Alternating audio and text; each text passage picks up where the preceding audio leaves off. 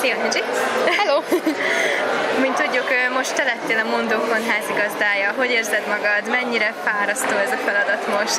Hát igen, nagyon fárasztó, meg nagyon nagy a felelősség, hogy mindent pontosan úgy mondj be, hogy kell, hogy tényleg úgy a protokoll szerint haladjon minden, és mindenkinek a kedvére tegye, és még a közönséget is szórakoztasd. Ezt így most ilyen esős időben eléggé nehéz, mert mindenki kicsit ilyen így lelankadt a kedve, meg hasonló, de hát igyekszünk Viktorral. És hogyan készültél fel erre a szerepre? Hogyan készültem föl? Hát igazából különösen nem készültem semennyire sem, hogy így nyilván így összekerestem, hogy ezek lesznek a programok, meg minden, meg így utána néztem annak, amit annyira nem ismerek, meg igazából a szervezőktől is kérdeztem dolgokat, hogy mit kell tudni, hogy ez a fontosabb info, de hát lényegében még nagyon új vagyok így a konferálásban, szóval nagyon sokat tanulok a konferáló társaimtól. Mert régebben mondjuk a gamer színpadot konferáltam, és akkor Robitól tanultam nagyon sokat, ő tényleg nagyon jó, és most így Viktortól próbálok így ellesni néhány technikát, hogy hogyan lehet olyan poénokat tolni, ami mondjuk még így a színpadra is úgymond így alkalmas, szóval ne toljunk disznóvicceket a közönségnek, hiába szerették, attól még bannolnak minket így a konról. Szóval igen.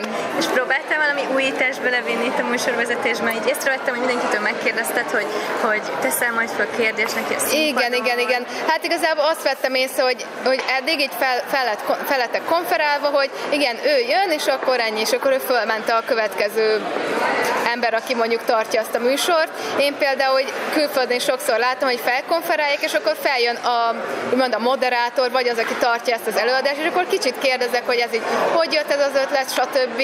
De hát igazából aztán inkább természetesen jön, mivel így túl sok mindent nem láttam így a nagy színpadból, így az utóbbi pár évben, mert mindig így a gamer színpadnál voltam. Szóval igazából csak így próbálom magamat adni, meg próbálom hogy a közönséget kicsit így felrázni, mivel én, mint ember, én is szeretem, hogyha interaktívabb maga így az egész program, meg hogyha egy konferálás van, és kicsit így megszólítani a közönséget, mert az úgy érdekesebb, mert például az egyetemi előadások során is van, amikor így mondja a tanár, és így bealszol így a felénél, szóval általában el kell sütni néhány point, vagy viccet, hogy azért, hogy kicsit felébredjen a közönség, meg igen.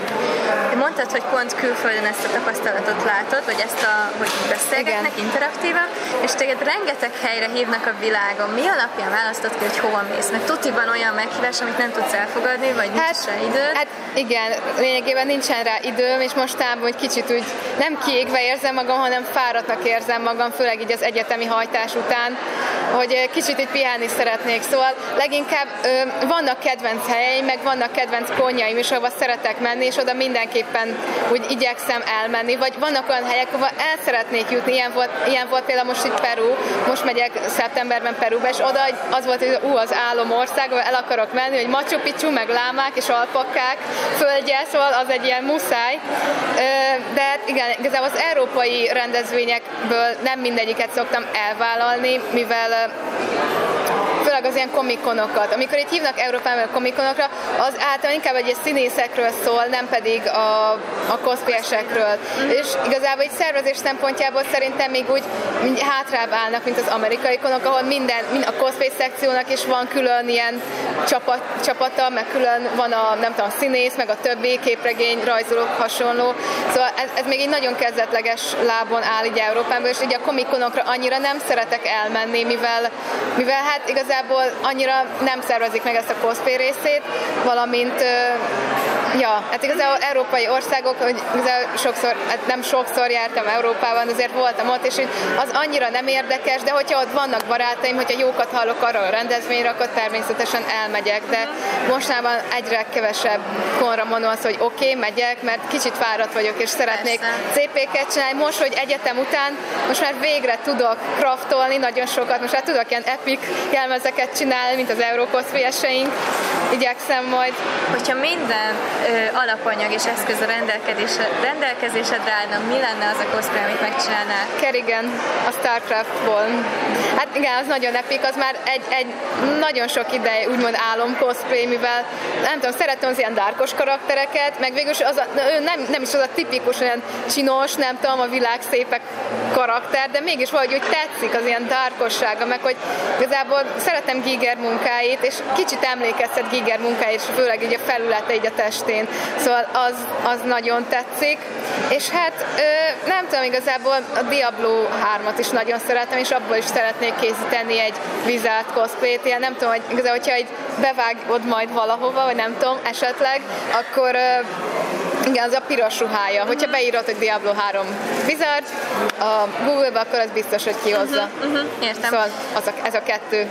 És még egy utolsó kérdés, hogy tudom, neked nagyon sok fiú rajongód van.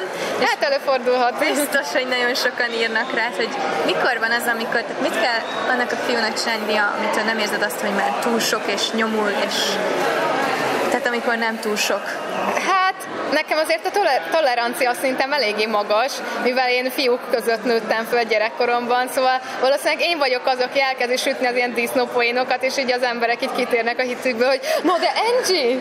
Szóval nem tudom, volt már, hogy elkezdem így a fiú ismerőseimnek mondani a dolgokat, vagy így külföldi konokon a paneleken, hogy így jaj, viccelődjünk, és akkor elkezdek olyanokat mondani, mitől még így a fiúk is kitérnek a hitükből, szóval bocsi. De nem tudom igazából. Én viszonylag könnyen kezelem ezeket a dolgokat, mivel én inkább pasis vagyok, mint lányos. Nem tudom, hogy észrevettétek-e. Na hát köszönjük szépen, hogy én is köszönöm. Szakítottál rám, és akkor további jó műsorvezetést és köszönöm kitartást. Szépen. Köszönöm. Neked meg jó interjúvolást. Köszi. Hello.